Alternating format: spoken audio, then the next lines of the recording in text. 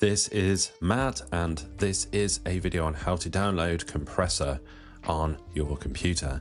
So Compressor, the popular Mac kind of export and output tool for video. It's awesome. You can find it on the App Store. So if you're unfamiliar, you can find the App Store at the bottom here in the dock on your Mac. So we just click on the App Store. This will open up this window right here, and we're going to search for Compressor. We search for Compressor, and it's this one that we want right here, Compressor, Powerful Encoding Delivered. We click on that, and Compressor is currently $49, £49 I should say, 99. That's about sort of, I guess like $60 or something in US dollars.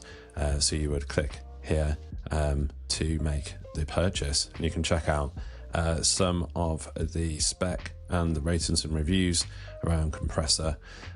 It's an awesome tool. So hopefully you found this video on how to get Compressor on your Mac useful. If you have, drop this video a like and subscribe to the channel for more videos just like this.